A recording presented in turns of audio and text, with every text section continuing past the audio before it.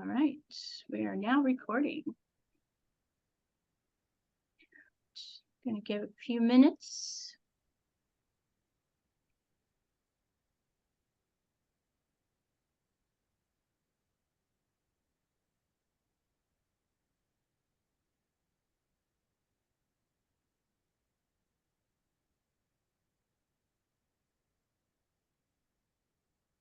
Right.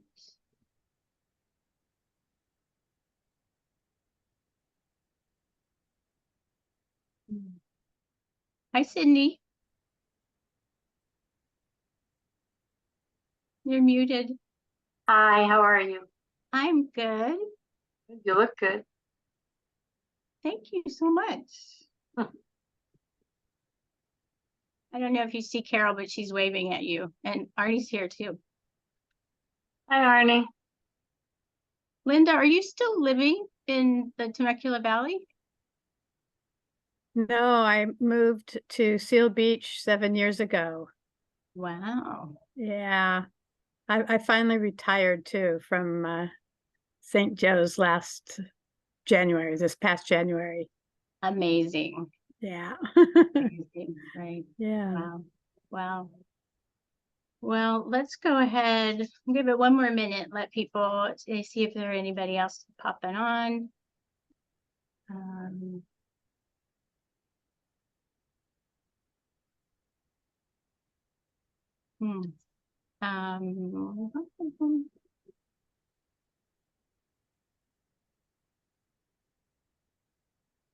Amanda, if you're able to come on camera, we would love to see you. Is everyone familiar with at the upper top right where you can see either gallery view or speaker view? So you all have that choice, and the button is up the top upper right. All right. I hope that you are going to be able, they're doing some work outside. Great day. Tried to start that, right? So I was just telling somebody they've already sprayed my whole balcony, and yeah, and you know, it's a little noisy for me. You may not hear it at all. So welcome everyone. I'm so glad you're here. This is it's a new platform for me, although I've spoken at different times, but this is a new platform to have a bigger group and to be bringing such a tender topic to you all virtually. So as I look at each of you, I'm thrilled. Some of you I already know, I hadn't seen in a long time. Some of you I see often, and it's just a pleasure. And some of you that I've never met before. So I'm glad you're here. I'm really, really glad you're here. So I want to start out today. First, I want to introduce a few people that are my support angels. And they're going to be co-hosts. So if you need anything, you can reach out to them, and or if need be, somebody can interrupt me. It's totally okay. Lana, Rainbow, Raksha, and Mita. So just wave so people know who you are. And this is what we do for each other. It takes a village to put this on. So I'm really grateful that y'all are here. So I want to just jump right in there boldly. And I want you to pause for a minute and think about what brought you here today. And I also want to call it out to say, who's been in pain? You know, in the world today, there's a lot going on. So I want to just ask that. Who might be grieving currently in that very moment? that we want to just acknowledge the pain, because sometimes we hold it and we don't acknowledge it. Right? And I want to just name it so we don't have to be afraid of it in just this moment, for starters. So if you want to pop a message in the chat just to say, yeah, I'm feeling it all today, or gosh, I got here because I lost so-and-so, or I want to know more about grief.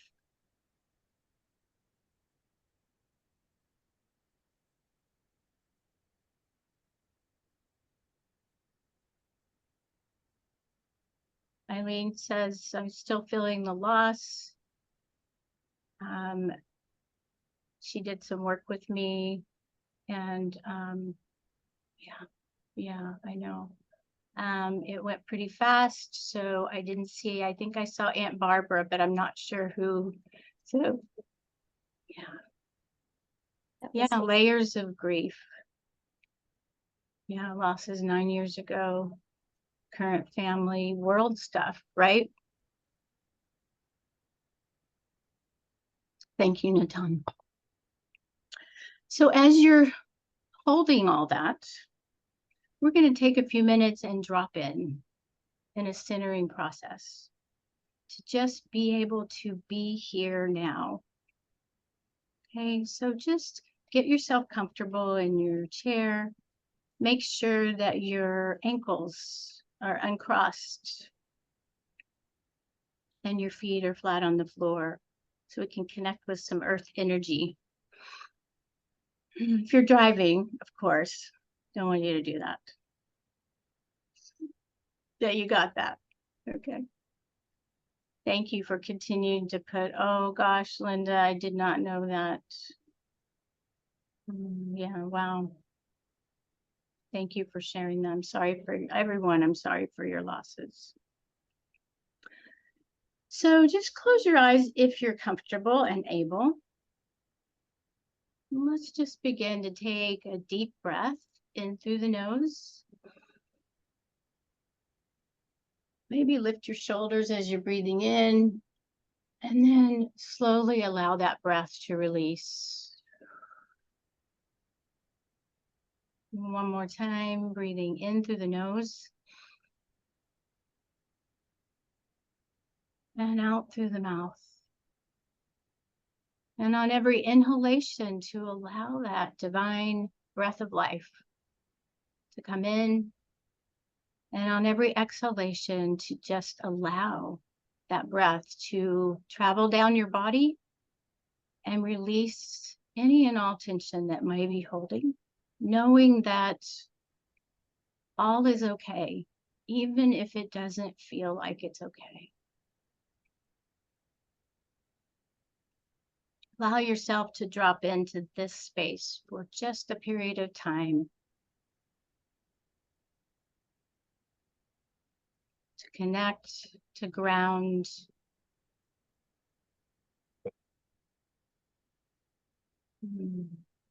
Take a big deep breath again. And just rub your hands together for balance. Gently pat your thighs for grounding. And knowing that whatever may come forward is all okay. And that we're here for the highest good. And open your eyes when you're ready.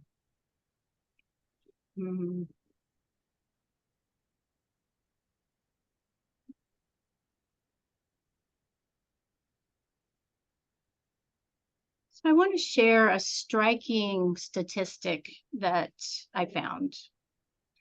That just in the US alone, we have 3 million deaths a year, leaving behind 5 people grieving, which makes 15 million people grieving a year. Is that not astounding? It's amazing to me. And I think as we look around, it's clear even with so many people here, and it's a conversation I have all the time. You know, And so I'm so glad you're here, and it's prevalent throughout. So I'm so thankful for my life today. I live in Portland, Oregon, amongst these gorgeous trees with my loving husband, Arnie, who's of 30 years, who's here today. And I have a great relationship with my 2 adult children. And I'm a board certified clinical chaplain, hospice chaplain, spiritual counselor, and grief transformational coach and guide. And I get to work worldwide, healing the pain of grief and loss and facing death and dying in such amazing, transformative ways. I'm pretty balanced, well-adjusted most of the time, compassionate, and have a deep spiritual connection. But it wasn't always that way. I want to tell you a story. My grief journey started from childhood. I had multiple losses. I grew up in a home that was confusing.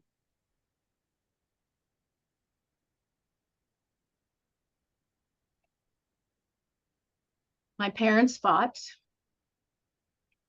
We had very silent, tense dinners. My dad was angry and he yelled a lot. And I was pretty scared of my dad.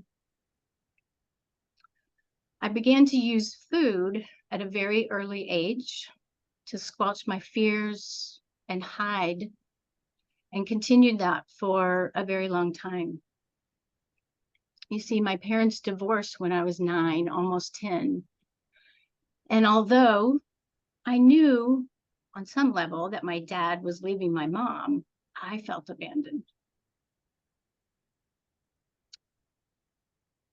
And I could only presume later that my mom's pain and shame made her emotionally unavailable. At times I felt very alone,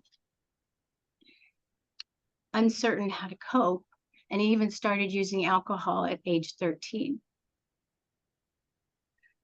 There's so much grief, but I didn't know about it at the time. In those days, people didn't acknowledge divorce and childhood trauma as loss. Later, each time I'd see my dad, I felt anxious.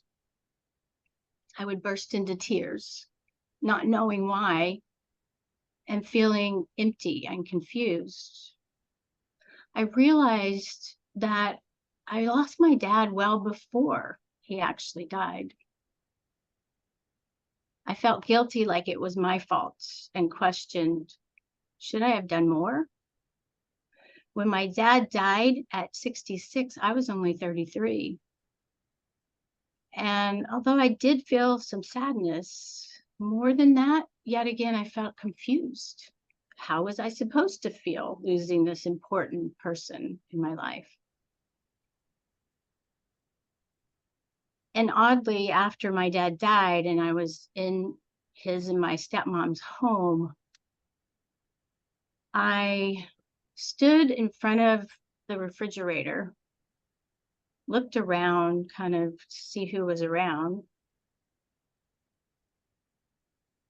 took a breath, looked at my sisters, and I said, you know, my dad will never yell at me again for leaving the refrigerator door open. In that moment, I had a little peace. I did feel sad, but I felt some freedom. I felt even a little empowered. You see, it wasn't safe enough for me for this to come out before. I had stopped using food by then and begun to do some inner work, learning about emotions, how to walk through them. Continued to learn about grief by really going through my own, and that my experiences that I had in childhood were losses. I discovered healthier family communication and life practices so that I could do it differently for my children. I know how to process big emotions now and release pain. I'm certain now, years later, that my family must have been grieving and they must have been sad, but no one talked about it and no one tried to connect. No one knew how to deal with anger. And I had to figure it out on my own. These losses prepared me to help others with grief and loss and work with death and dying. I have compassion for the journey because I've been there, come through them, and really have deeply transformed emotionally, mentally, physically, and spiritually. Sure, new losses and layers they still arise, but I face each one now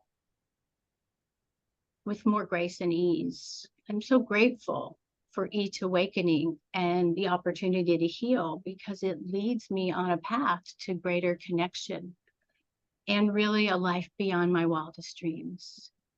So I'm curious if you can think back. You've named some things in the chat, but if you can think back to a time when you struggled with pain, with grief, or even with someone not even noticing that you were hurting. Consider for a moment the possibility if you were guided by some new ways to walk through grief, what might that feel like? Pop a note in the chat for me. You know, maybe there's 1 or 2 words that hit you about that. A lot in your adult life.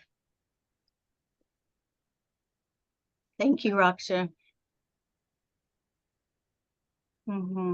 Everything resonated. Thank you, Sarah. Yeah, coping with by denial. Very common, Sydney. Yeah, we really don't know how. Yeah, Rachel says so many losses, they just compound, right? Feeling abandoned. Thank you. Dial back expectations of others, see what's not wrong. Yeah, thanks, Susan. Emotional abandonment and perceived neglect, right? So clearly we have a lot, right? So I'm grateful that this resonated for you. Let me see what this, it's a little challenge to do this. I can't see what you just wrote. Can somebody let me know what was just written? Because I can't see it on my end. Elaine said, what came to mind was when my dad was diagnosed with health issues and had to immediately move, and mom had to sell the business and the home. I thought I would live in, as they got older, and we moved away from where I grew up. Thank you. And then Linda says, yes, childhood trauma and dysfunction of being raised in a household with 2 parents who survived the Holocaust, taking on their trauma, etc., not being allowed to express anger. How many of us are not allowed to express anger? Right, exactly. Oh my God, that's right. And Linda, thank you for naming that. And, of course, in this particular talk, I'm not going to have time to go into it, but I also am a 2nd-generation Holocaust survivor. And those intergenerational patterns are, very powerful. So what I want you to know is that the avenues that I'm going to share with you today, that they will help you navigate your grief. They have for me. And they have for my clients. No one can tell us really how to grieve. It's a personal and unique experience. So we're going to jump into these 3 avenues. And by the way, I call them avenues because they're pathways that can open up a doorway for your unique journey. And I know that this is an emotional topic, so please feel free to reach out, even if you need to interrupt me. It's really okay that if something really is bubbling up, that's pretty powerful. I will be taking questions, maybe a few throughout this, talking about the avenues I'm bringing forward, but also at the end, and we're going to do some bringing you up to possibly coach with me as we continue. So be thinking if that might speak to you.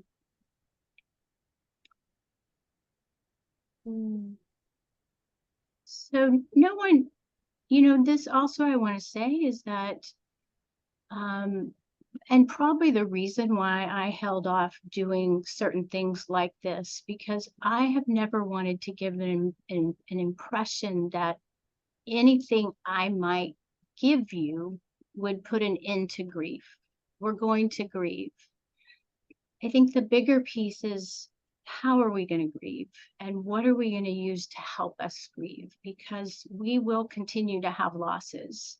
But my hope is that there'll be an easier time to address it, and that you will be able to begin to be with current rather than the accumulation of past grief.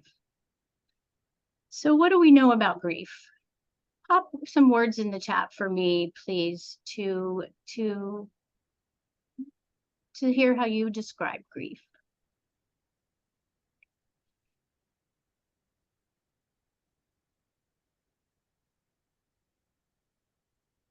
And that's a sorrow. It's painful, but you can't explain the pain for me. Mm-hmm. Mm-hmm. Comes in waves, feeling of loss, depressing, right? It feels overwhelming, right? Emptiness. Exactly.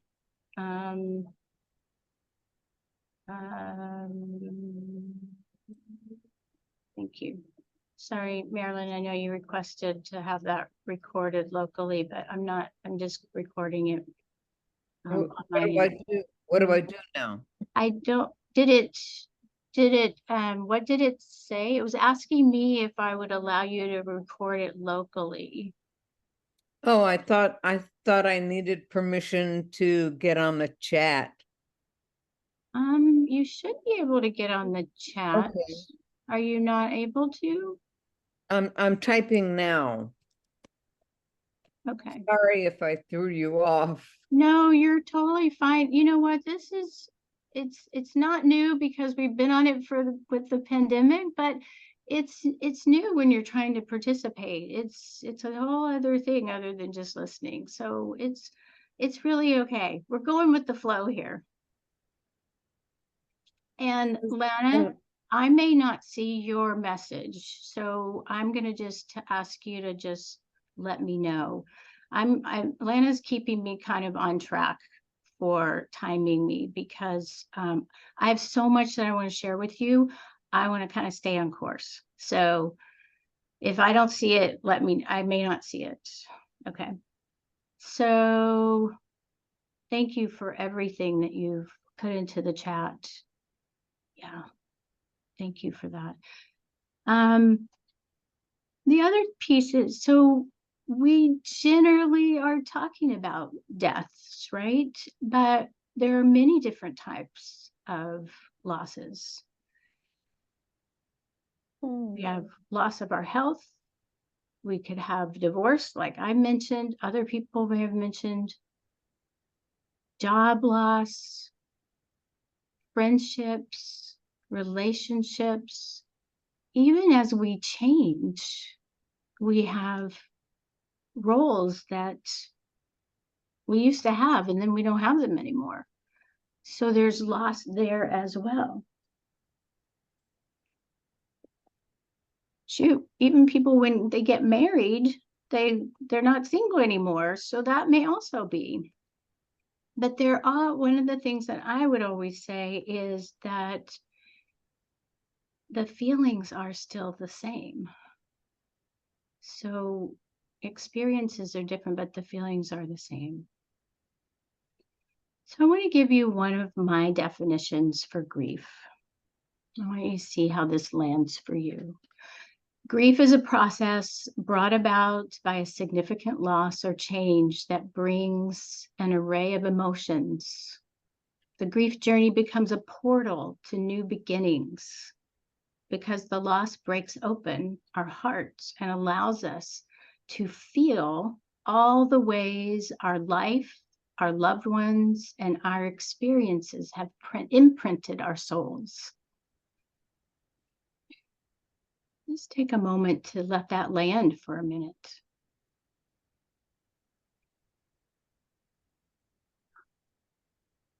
For me, that's really powerful.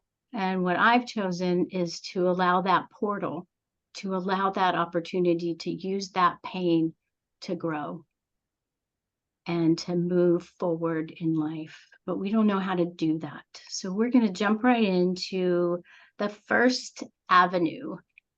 So that first avenue is embrace the big emotional waves. Everybody know what I'm talking about emotional waves? No color. Pop a yes in the chat if you know what I'm talking about. These waves. Yes. What's that? Sarah said yes. I mean, Yes, you there's a got yes. bunch of yeses coming through. Okay. For some reason, it's not moving on mine. You know, technology, you love it and you hate it. Yeah, exactly. Feel the hopelessness. Yeah.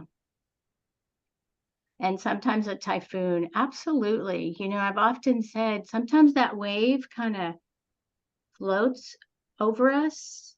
And then sometimes it feels like a tsunami, right? It just hits us, it knocks us over. Those waves come up and we go, oh, what hit me? That was happening to me this week, by the way. A little hint, you start talking about grief and you start working with grief and you start presenting about grief, more grief comes because there are other layers to work with and it's that opportunity. And one of those big emotions is anger. We already mentioned that. Raksha brought that forward. Somebody else already mentioned it. But I do want to tell you that anger has gotten a bad rap. Anger and rage are a different story. Anger tells us that something's off. Something is off course, something's awry, and it's an opportunity for us to redirect. Rage is a different story. Rage is that pent-up anger that hasn't been expressed. And so it's really important to find the right help to process through that and direct it rather than sending it out and comes out sideways if we don't deal with it.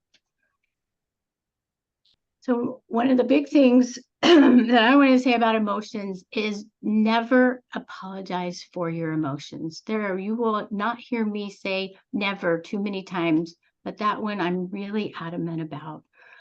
I didn't apologize, but I definitely held back. And your emotions are necessary, they're purposeful. Your pain is very real, valid, and important. And honestly, in my opinion, it becomes your superpowers. Those emotions become your superpowers because they guide you to your healing. Our feelings are telling us how we're touched by the relationship, our experiences, and our loved one's absence. Sometimes their accumulation from childhood. And we often resist them because we have a sense of powerlessness. I know that's been true for me. I'm going to shift over to gallery. Raise your hand if you felt that. Yeah, absolutely. A lot of hands. That sense of powerlessness is scary. What if I lose control? You know, what if something happens and this watches over me and I can't control it? And what I want to offer you is that when we learn how to work with these big emotions, then it not only helps us with the grief that we're experiencing now, but it will offer us a lifelong experience of emotional balance. You know, we tend to want to suppress the negative, the not so good, but when we do that, we also numb the good, the joy. So when we connect with it, we are able to move through the experience more easily. So let's just take a minute, put our hand on our heart, hand on your belly. Just breathe in. Breathe into recognizing where you might be holding that tension. These are some of the tools that I use. And we won't have time to go in depth, but I'm going to offer them to you. So really just checking into your body. Body awareness is tremendous. It gives us the opportunity to connect with ourselves and not shut our own self off.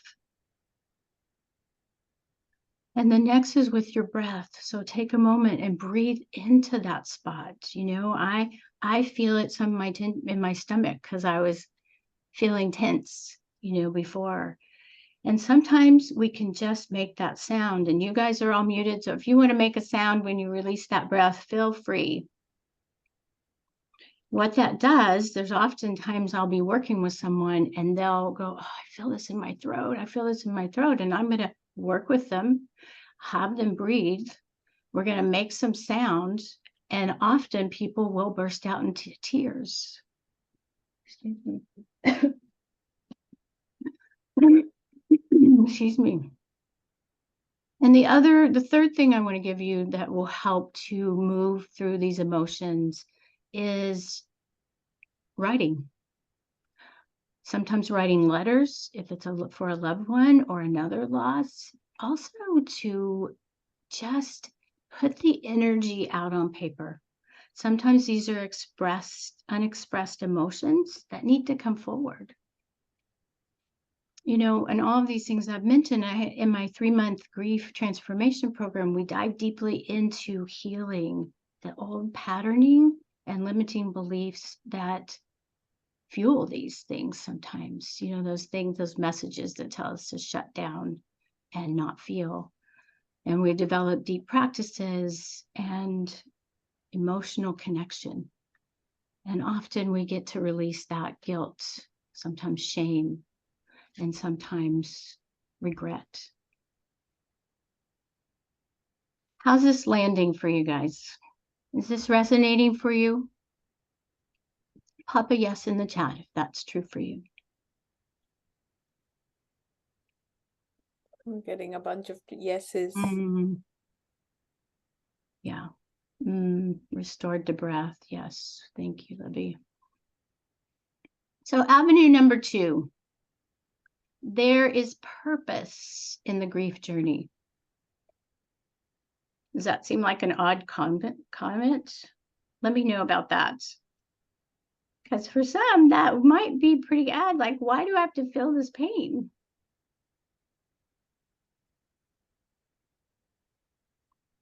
Well, my feeling is that it has purpose because we get to explore the relationship. Rainbow says, makes sense. Everything we experience is a gift.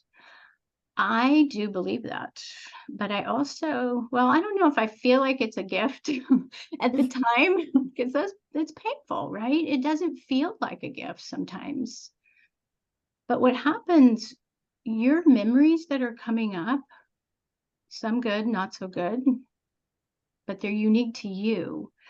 And I would say that they are giving you an indicator to look further at the relationship and see what worked in that relationship, what didn't. And, many people talk about closure, making closure. I don't think I really believe in that particular concept. I think I believe more in this gives us opportunity to seek resolution. Because often what happens, like with my father, that we need to complete a facet of that relationship. And a quick little story is when my mom died 5.5 years ago, I had another wave. So I had grief with her, but my dad had died like 26 years before.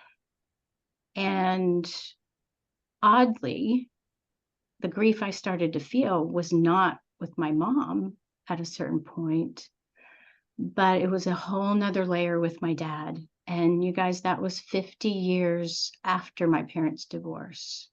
But there wouldn't have been things that I could have articulated. So it allows me to connect more fully. But I will tell you, it takes time, because big relationships like parents or long-term spouses, they have a huge imprint on our souls, and so they've impacted us, and they've impacted our sense of self, they've impacted our roles in the world. And then often we tap into either a memory that are hidden wounds, hidden hurts, much like I also described with my relationship with my dad. But what I want to say too is that my experience that I talk about as a hospice chaplain and working with so many families at the end of life and even beyond for bereavement, that some things cannot be addressed until that person dies because of a contentious relationship. It's safer sometimes to not address it. And there wasn't hope before. And the one last thing I want to say about for today, the purpose that the grief journey has a purpose is because it nudges us, every loss nudges us to examine our own beliefs about death, fears about death, the dying experience, our own mortality, and even afterlife.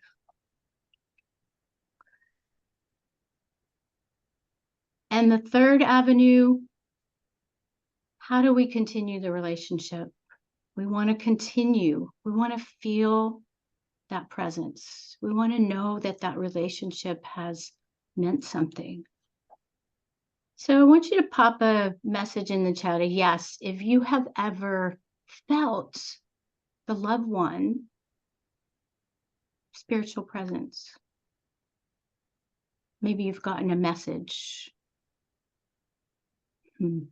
Yes, Cindy says. Yes, yes, yes. Good. Yes. Oh, Raksha, you're a parent. Aunt Barbara. Yeah, Lana says she sees butterflies when thinks for mom. Yeah, Sarah. Well, Sarah says I question whether or not it's in my head. Yeah, yeah. I've had these conversations very much like that with patients and families and clients, because we wonder, we go, where's this coming from? And I wish we could hear everybody's experience, and the timing is not that we can. But what I want to, yes, Lana, I did. Oh no, I did not. Sorry. Linda is saying, I've had few metaphysical experiences with those that have passed. Thank you. Lana, you wanted me to know something, but I'm sorry I can't see it.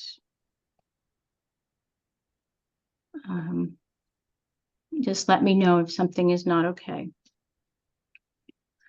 So one of the beautiful things from my perspective that we seek to make this connection is that it often brings comfort. It can make us feel connected.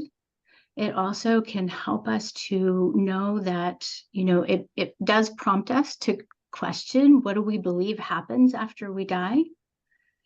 If you haven't been in that place where if you haven't been in that place where you've connected with something that's beyond, some people call that God of your understanding, the mysterious, the ineffable, it brings those questions for us to ponder, right? We start going, well, where's this coming from? But the other part was, somebody needed to say something?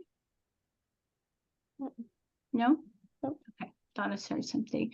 The other thing that I think this energy does is it fuels us. It gives us opportunity to find greater meaning in life, about our relationship.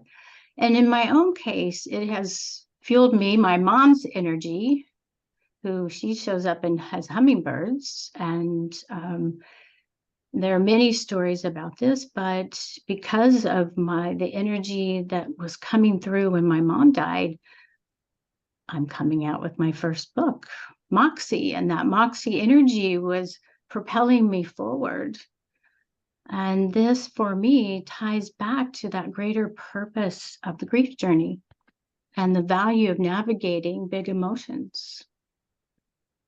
So summarizing these points, that grief is a non-linear process, intertwined and interconnected, and it's our job to connect the dots, not only for our own healing, but also so we can give back as a result of our transformation from new awareness and growth. And my greatest encouragement is to feel and connect with all your emotions, to ride the waves. Surfers, I'm not a surfer, but I do know they go up and they fall down, right? And the wave washes over, and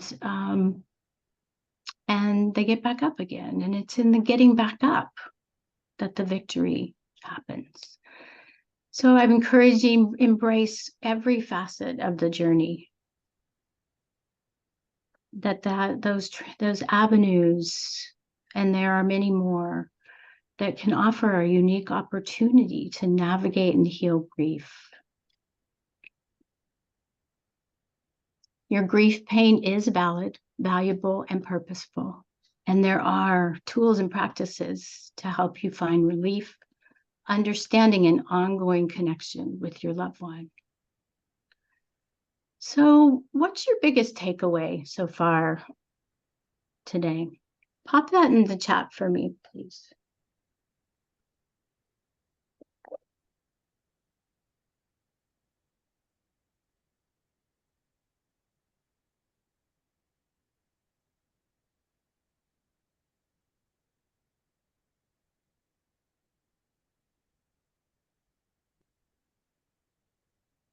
Mm. Realizing how many losses I've had. Much deeper than just a loss. Really, it's profound. Profound. Thank you. So I want to tell you a story about a client with the name changed. Sue was struggling with the loss of her partner. It was the best relationship she had ever had, with the deepest connection. She was devastated, and rightly so. When we dove deeper into her life story, discovered multiple places where emotional bonds had been broken. And her greatest loss of emotional connection was with her twin sister that died shortly after birth. That connection was ripped away. As a baby, now we do this sort of energetically where we check in with that, but as a baby, it was revealed that she unconsciously and unknowingly blamed herself and had been trying to reclaim that deep sense of connection in all her relationships until this one had been unsuccessful. Her partner's death brought all that to the surface. There was a lot of anger and pain. Healing that lifelong pattern of broken bonds made it possible for her to connect more freely within herself and her right to exist in the world. She began to do things honoring herself and her needs rather than overgiving to others and in relationships out of guilt. What I've seen when people commit to getting support on their grief journey, a few things happen. First, they stop reacting so strongly when they understand what's bubbling underneath their anger and frustration. Second, they feel more empowered to walk through the waves of unexplainable emotions. And third, they're able to tap into their intuitive inner direction more easily. That's been profound for me. If you've struggled with navigating big emotions of hurt, disappointment, sadness, and anger, decreased ability to connect, and even wondered why you get so agitated and impatient sometimes, learning these tools and practices will help you start to recognize that your pain has a purpose, which becomes your guiding light. You release guilt and regrets and understand yourself and your relationship with your loved one better, and start to have glimmers of hope and joy again, maybe even for the first time. You know, I know some of you may not feel like you have had time to invest in yourself. We often don't. We kind of put ourselves on the back burner to learn and transform through grief. We kind of just want it to go away. However, what I know is when you connect with and heal those parts inside of you that are hurting, everything in your life improves. When life gets difficult, you're able to, begin to know that there's, in my opinion, a divine purpose in your journey. And for you to discover, more importantly, that you're not alone, which is priceless. I know it has been for me. So I want to invite you to take me up on a free one-on-one. I'm offering this to you for a gift, 30-minute grief journey discovery session. I'm going to ask my support angels to post my Calendly link, the calendar link in the chat for you. And if you're committed to embracing your grief experience as an opportunity for a greater awareness, deeper understanding, and powerful connection within yourself and a life beyond your imagination, because you've healed your pain. It truly breaks my heart that we as a people struggle with the deep pain of grief, fears of death, and of the dying experience. And that's why I've opened up these spaces in my calendar, because I'm committed to helping as many people as possible And I know I needed more presence and needed to be heard and have space to grieve, and didn't have it. So I'm committed really to help as many people as possible to help transform, because I know that grief is the most complex, confusing, and misunderstood experience that needs a guide to help sort out the puzzle and explain the connections to the feelings we're experiencing. So during this session, we'll discuss your biggest challenge in grief journey and lay out a mini plan for you to help you see what you need in that journey. And if it's a good fit for you, we can do work together, but I'm committed to help you discover what's at the core of your pain, release guilt and regret, and move towards connecting more fully with yourself, with others, a greater divine presence, and to experience more love, joy, and freedom again. Before we continue to, and I do want to get to the question and answer and some coaching, I just want to ask my angels to post that in there, and you guys feel free to jump over there. And I've opened up about 6 spots in my calendar just this week. And I'm just would be honored to sit with you to help support you if that feels right for you, to help you on your journey. So I would like to now open up for some question and answer. Just raise your digital hand and let me know if you have a question.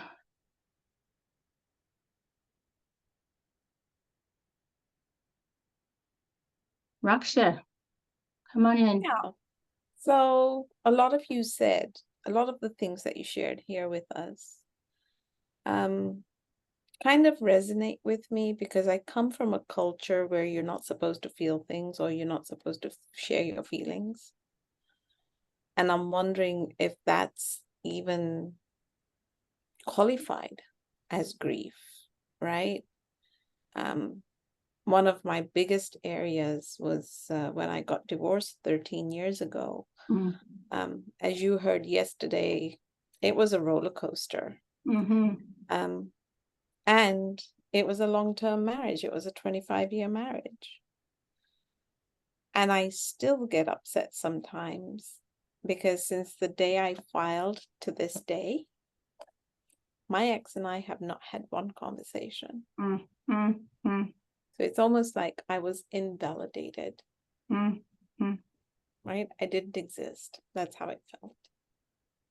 Yeah. Well, and as you heard in my initial story, you know, I totally think it's loss, that it's considered a loss. You know, that you know, the value we have in human connection, and to cut that off, right? It does give us a message at times like we don't exist. Yeah. Right? So You've opened up that book of maybe I do need to do some journaling around it. Yeah, I'd be happy to help you with it. Thank you. Yeah, it's really powerful when we start to tap into the many layers and what gets triggered. Thank you. Thank you. Thank you. Arnie, this is my husband. Oh boy, what is he going to bring forward? Oh, I don't know. Well, I've only lived with you for 30 years, but every day is something new. You said something that I thought was really, really important when you said some things cannot be addressed until after someone dies because it's just not safe. But then you go on to say that your third avenue is how to continue the relationship. And I'll add into this that I have, as you know, but others don't, I had an abusive family. And so I needed to separate myself from them. And some of them are still alive, and it remains the case that I need to be separated from them. Can you say what you mean by continue the relationship? Hmm.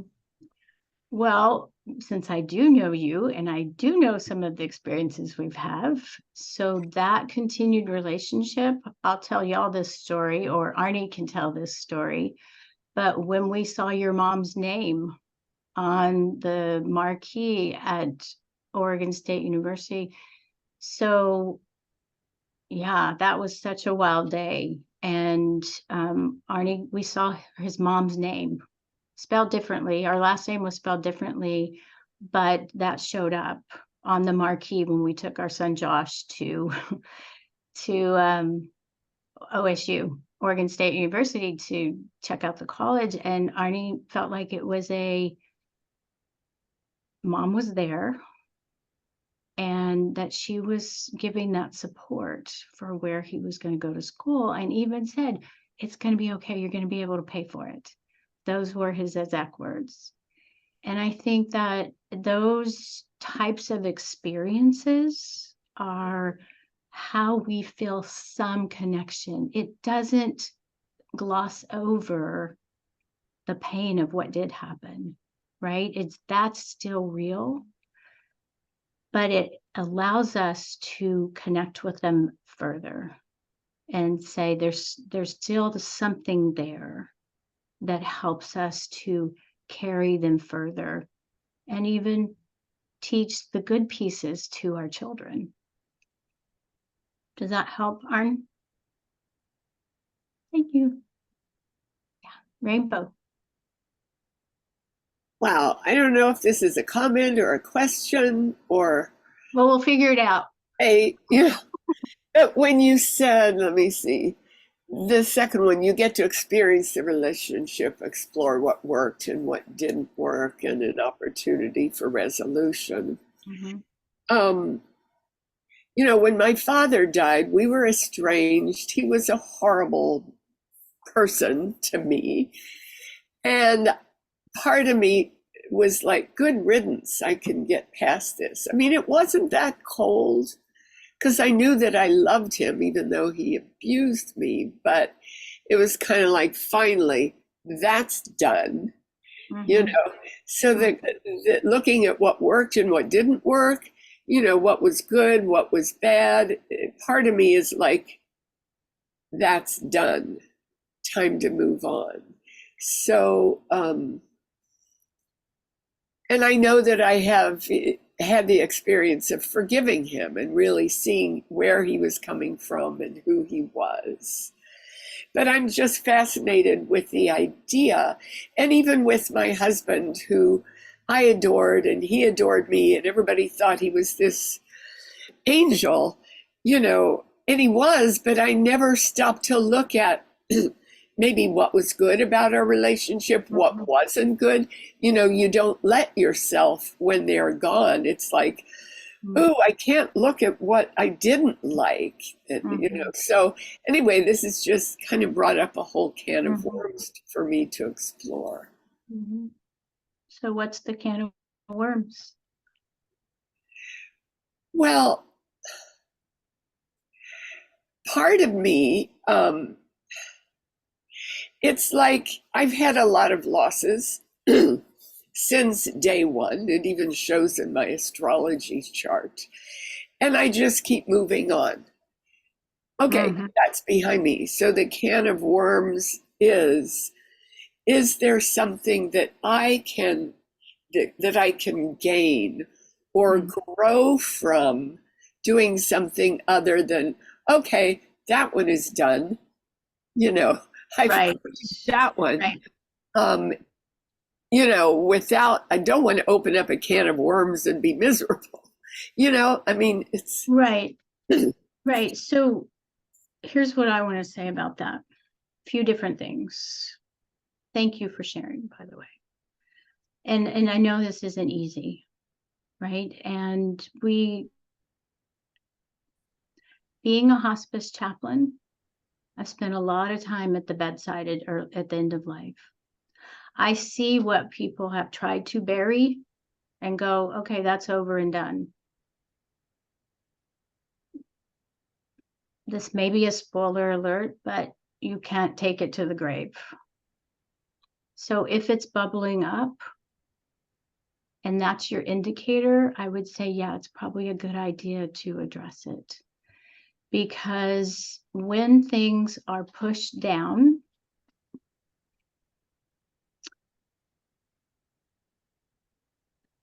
how do I want to say that? When they're pushed down, it's a temporary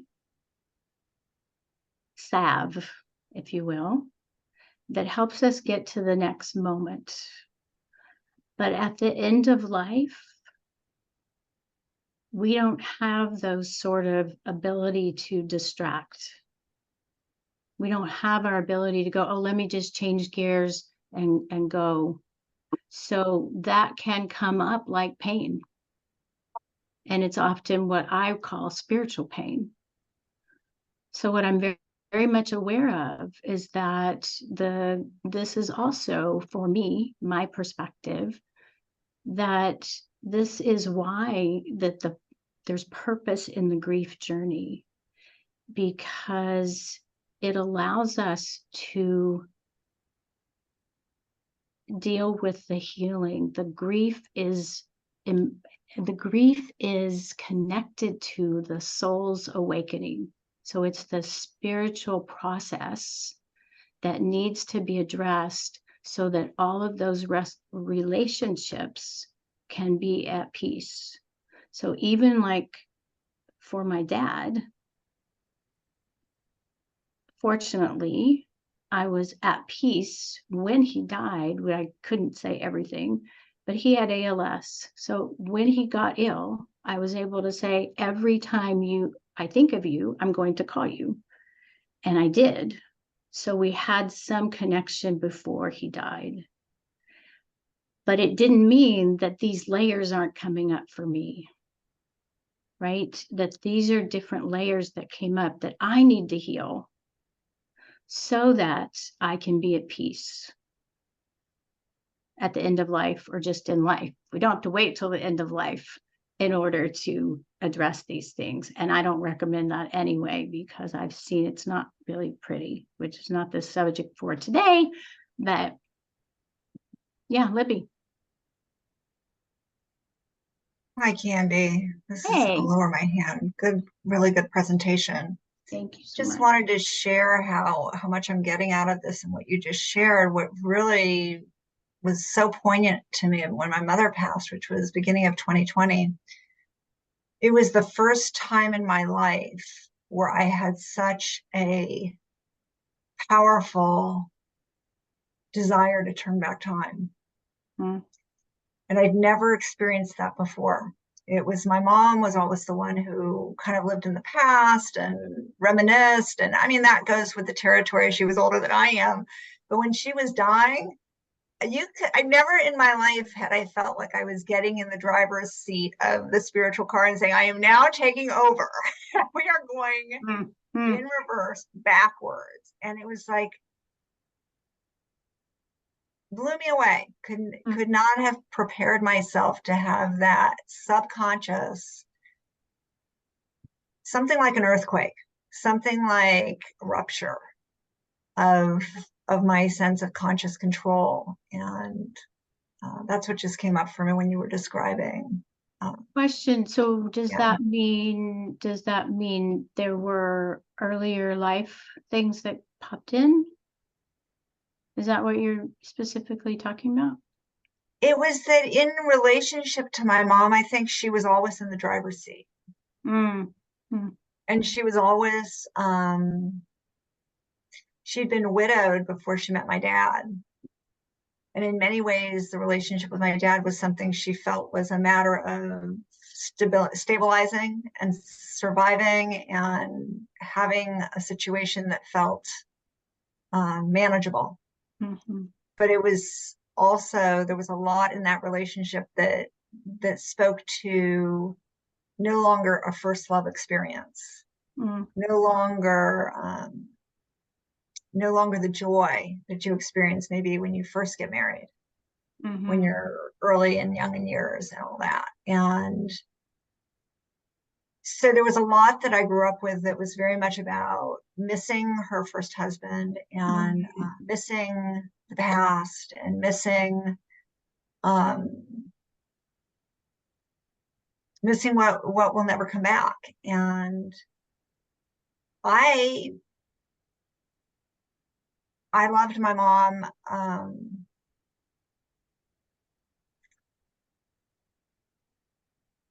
And I always felt that I was moving forward, and that in some ways moving forward meant leaving her behind. Because her idea of me was very much Libby the eternal, the child, always her baby, that kind of thing. And I wanted to grow up and I wanted to grow out. And so I was totally disconnected from an idea. And there was a lot of challenges growing up in the situation I was in. So I had the idea of going backwards or wanting to reverse time was something that was entirely something I was entirely unaware of. So just emotionally, that's what ruptured, and that's what came through was a desire that was unfamiliar to me. Interesting. And it was astounding to me that I would want that. And just the experience of having something happen, and that had happened before, where something happens that that's kind of traumatic because you don't anticipate it or plan on it, and it's coming from inside of you. But that was more conversation to have. Yeah. More to unpack. So thank you for that, Libby. It's really making me think about even this past week preparing to talk today. I had a whole layer of grief that I had addressed those things. I had talked about stuff with my dad, but why now? Well, interestingly, I'll just say this, I realize in this very moment, going public with it is a whole different ballgame. It's that thing that we get like, oh, I'm going to share my dirty laundry. Yeah, it wasn't pretty. And so, I'm happy to share any of that further and deeper, but that's kind of what came forward for me. Who else? We've got some time left. Who else would like to come in? And I didn't see everything that was posted in the chat. So if you posted in the chat and you want to come forward and talk about that, please come forward. I'm here for you.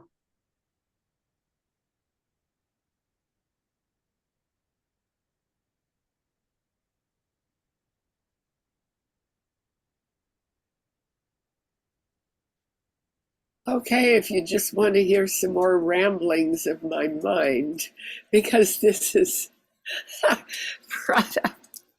Well, it brings up,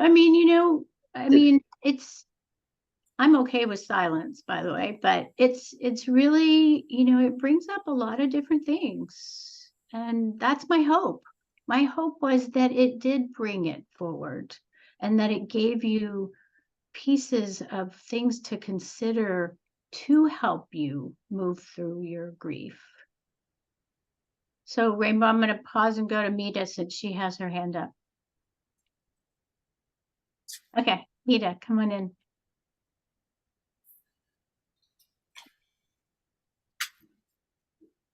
Yeah, I started at the beginning saying I haven't experienced any grief. I'm realizing when you're describing it the way you are, I've experienced plenty of grief in my life, and I think one of the biggest ones is grieving that my ex-husband kind of turned out to be not the person that I thought he was. He really does have narcissistic personality disorder. I got one of them. I had an ex-husband that had that too. And I tried for a very, very, almost 2 decades to have him be normal, and it was not possible. So this fighting against the reality of what is really similar to not wanting to accept that someone has died, right? Mm-hmm. Mm-hmm. The dream died. Absolutely. The dream died. I Mhm. thought I was going to do marriage better than my parents. And the first marriage went kaput. And, you know, the second marriage is held. But, you know, but a lot had to change, you know, and I Mhm. needed a lot of awareness. Whoa, Mhm. somebody's dog. Okay, just startled me.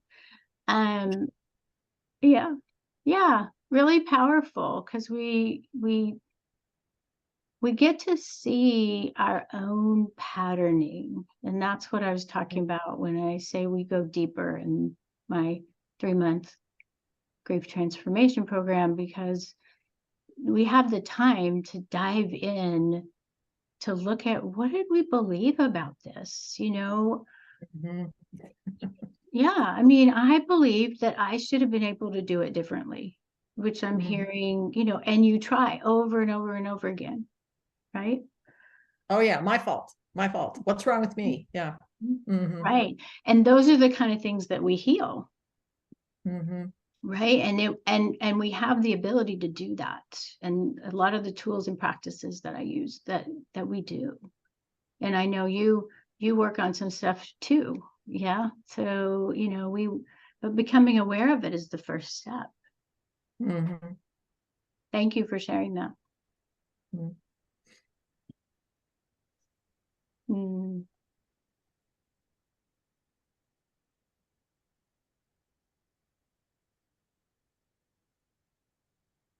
Do you want to go back to Rainbow?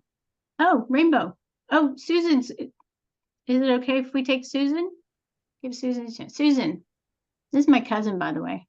Susan. Haven't seen her in forever. I think just listening to everything and realizing the pain that I've felt Mm. generationally, that I was the one that was supposed to make things better, to hold this piece of land, this whole generational comfort and shame, Mm-hmm. and trying to make it better has been what has angered me so deeply in the last couple of years. And my sister lives on what was to be the shared land and this Okay. payoff. And her grief has been so great that there was no room for our grief. There was no room for others' grief. And I think I'm just starting to open up the anger that I feel of being assigned that caretaker role for this generation, and I'm angry about it. Yeah. And letting my sister's grief kind of be hers, and creating some space for me to feel my own grief over all the changes that have happened and what hasn't happened, and what will never be, and moving that forward is what I'm struggling with. That's what I'm struggling with. It's huge. Yeah. It's huge. Yeah. You know, and I know Sally, and I know the relationship y'all have had, and I really acknowledge you, Susan, for really owning that anger, because that's that place of huge disappointment, right? That you didn't know what you didn't know. And right? and nor did my parents know what they didn't know, but it's kick the can down the road. Right. And I don't want to kick it down the road through my kids, or trying to hold that property, somehow fantasizing that it's the be all end all wonderful role or wonderful place that it was, imbued in us that this was the homestead. This was what was the place to enjoy. And yet it doesn't always work out that way. Mm-mm. And I would also wonder if there's the surprise, as good as your relationship had been, there's the surprise that it's not working out that way. No, That it couldn't no. be an amenable. But it's not relationship. reciprocal, that her grief is greater than all. And there was just no room for me to enjoy Right. or to be able to say what I was losing. So it's been interesting because her mental, the alcoholism and her new husband and everything very much got in the way of the role I was supposed to be as savior for this whole thing. And yet, what did I get out of it? What have I gotten out of it? What comfort have I gotten?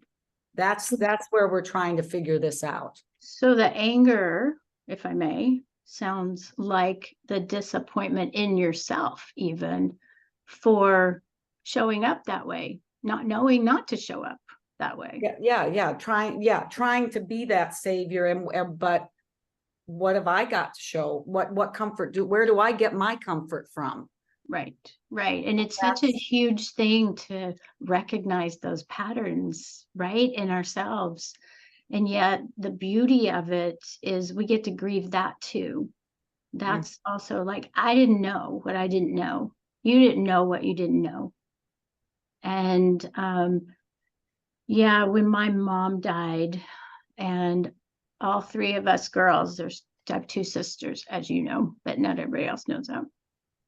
And that when mom died, we kind of went our separate ways for a while, and they couldn't acknowledge my grief. In fact, my sister told me, you probably shouldn't work in hospice. That's too much for you. I'm like, are you talking about you or are you talking about me? Because it works for me, so. And I recognized it was a learning for me at that time as well, to be able to say everybody grieves differently.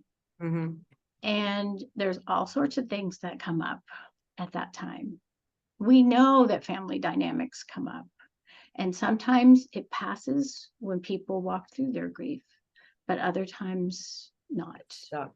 Right. And, there are definite things that have come up. And so I really,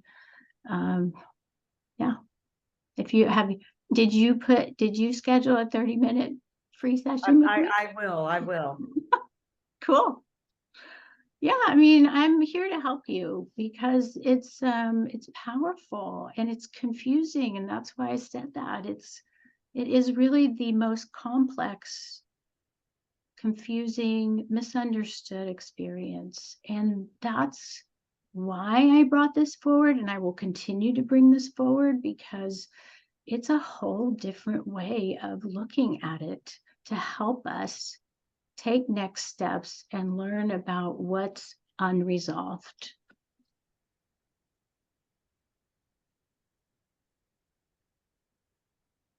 Thanks. You're welcome. Rainbow, you want to come back in? We still got time.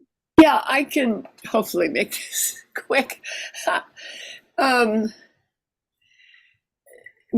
just lost my brother recently, and I haven't really grieved for all kinds of reasons, I thought. But when you talked about looking at the relationship, I realized he was so exasperating to me. Some of the stuff that he did his whole lifetime, and I just wanted to change him, and he was exasperating. So it's like, I think there's guilt if I let myself think about the bad things, right? I only want to focus on the good things. So that's one thing I just noticed. The other is, I think, a lot of nasty stuff happened when he died. His partner was really mean to me and shut me out. And so right around the death, there was just anger.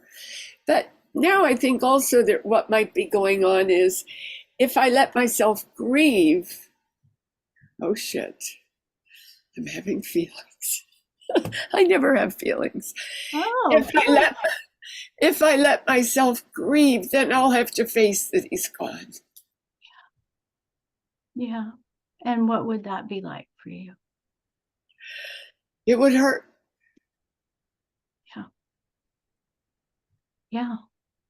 You know, we grieve so deeply because we've loved so greatly. And we wouldn't trade the love for the world. But it is the price. And it's the price and it's the path to be able to acknowledge. And to look at what life is like now without him. You know, he was a big part of my life, you know, so I'm not just grieving him, I'm grieving that my life has changed so much. Right. And you know, this kind of goes back to Arnie's question about continuing the relationship. You know, how will I continue? And this, you know, this will come later in some of my other programming, but you know, when we talk about how do we carry out a legacy, right? Like, how do I use what my mom's taught me, what my experiences were? This is part of using that now, because everything that I've gotten from those relationships is the are the pieces that are part of that legacy to continue, maybe for, you know, my family, how I might share it with my children, the intergenerational patterns that my sisters and I have shared and that I've experienced. How will I use that? How will that better the world by having known that person? Right? I think this is a key takeaway for me, that you know, when somebody's that you grieve and they're gone and you move on, you know, bump, bump, bump. So the fact that you allow yourself to bring all those gifts, perhaps, that you got into who I am and to continue. And somehow I think you probably do have to feel the grief before you, I'm guessing, before you could do that. But it's kind of a revelation as I look back at my life and see who I have become because of these people. I would say, to your point about you have to feel the grief first, my experience and my experience personally and professionally is you're doing it simultaneously, because what happens is you have these waves, right? A wave of sadness comes, and as you journey through this wave, you're acknowledging it and you're feeling the depths of the sadness, which is acknowledging that love. And then it shifts, the energy shifts, and you move into this other space that, for me, that's happened, where I go, oh, wow, I appreciate my mom. Like, first I'm sad because she's not here and she can't see these beautiful trees, but then it shifts. So that's possible, right? And so we make that journey. And this is, and Linda, I did see your hand, and I will get to you in 1 second. I've often said to people, when our family, when our loved ones transition from this life to wherever the next is, whatever that means for you, we also transition in our grief, because we're transitioning from knowing that person as in a physical body, to then shifting in that consciousness of them, of knowing them as a human spirit, as a soul, as how that may show up is to be, we don't know, right? So that's our transition as well. And we recalibrate to bring in those things. So thank you for that. And Linda, we've got a few minutes left. So what you got? Well, basically, I just wanted to mention I have a friend who lost his mother recently, and he's having a really tough Mhm. time. Mhm. And I was just wondering if it would be okay to send him your connection, Absolutely. because Yeah, I think absolutely. he would really benefit. And you can give him that same link, either one of those, because they put in my my calendar link, but also for these next few days, but also my email, my business email is fine. Yeah, Okay. and I'm happy to schedule the same that I would do for you as a 30-minute, free session to kind of see where he is and what's going on and what if it feels like a good fit to kind of move forward. Yeah, absolutely. Thank you. you. Yeah, Glad thanks. you're here. Yeah, glad everybody's here. Well, thank you all. Any last comments before we close for today? Yeah, Carol. Thank you. You're welcome. Carol and I go to the pool together. So we've had conversations in the sauna. Yeah, we have. Long ones. Right, exactly. And you know what? This is, it's my intention to break the silence. To really But break. you listen so well. Thank you. You're welcome. The breaking that. Bye. Bye. Yeah, to break that silence, to make it okay. That it's Thank all you. okay to talk about. Yeah. Thank you for being here. Eileen's hand is up. Yeah, Eileen. Uh, Oh, so, one of those moments. yeah. So if the grief is still coming up, even though I thought, you and I dealt with a lot, it seems to be focusing on that particular person's leaving me. Mhm. Let it come up. It's okay. It's okay. You don't want to hold it back. It gets messy and it's okay. It's like, well, it shouldn't still hurt. It was only somebody that was with me for 13 years or 17 years, like it wasn't a child. It was my child. But the question is this like just the iceberg? Is there so much more underneath that this is just like touching the surface of deeper pain? I mean, you know me well enough to be. I would say yes. I would say yes. It's painful, Eileen, and it hurts, right? And that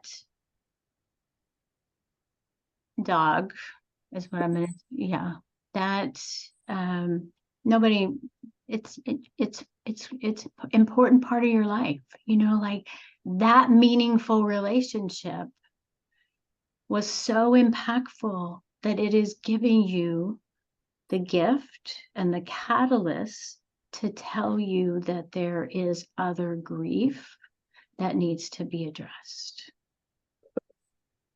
It's the vehicle.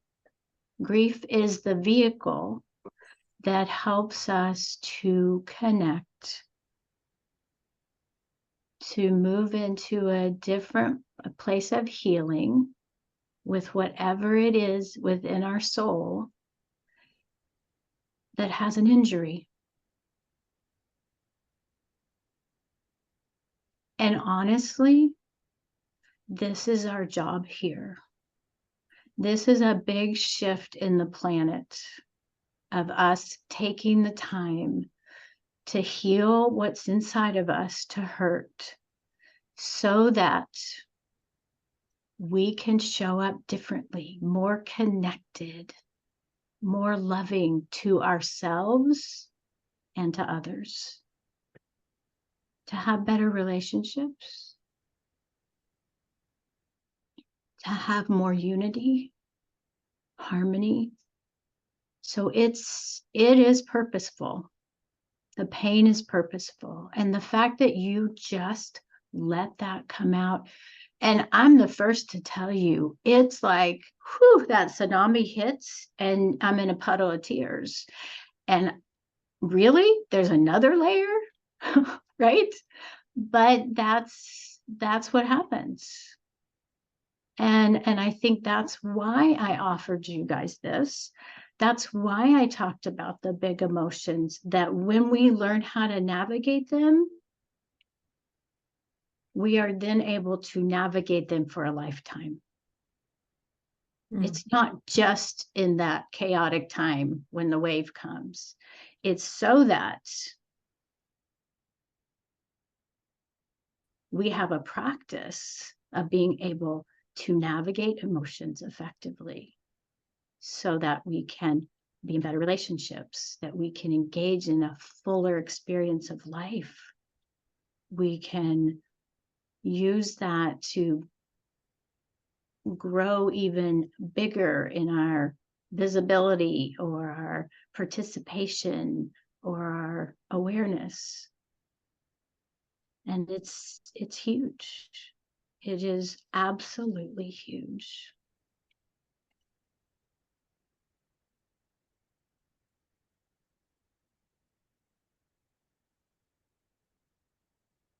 And you know how to reach me. So if you want, you can certainly schedule for that, or you can just call me.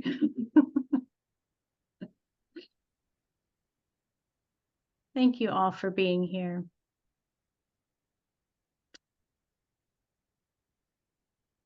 Yeah, my heart is with you. Please don't hesitate to reach out. I mean that sincerely. You know, if this brought up a lot for you, definitely please reach out. You know, I see that and I want you to know that I am available for that. That's my mode of operandus, to hold the container so that you can heal, so that you can transform.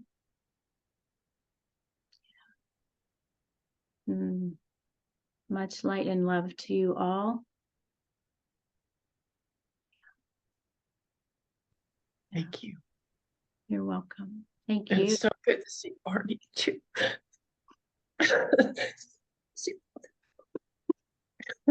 Well, Eileen, come on to Oregon. I know. Thank you, Suzanne.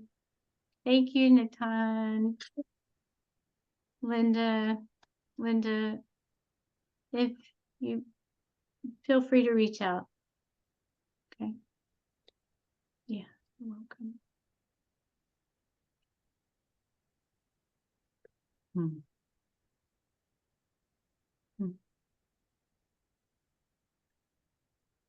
Nobody wants to leave. You can hang out. It's good. It's good. Linda, do you need some support? Yeah, I don't know where this is coming from. It's All of a grief. sudden, you know, I guess, you know, what you were saying is that when we start talking about it, it comes through. And I didn't know it was there. But yeah, listening to everyone, you know, and talking about it, you know, it's there. Yeah. And it's for you to honor. You know, just like, you know, years ago, we got to hear things like, it may be snotty, it may be messy, it may be blah, everybody, you know, just let it all come out.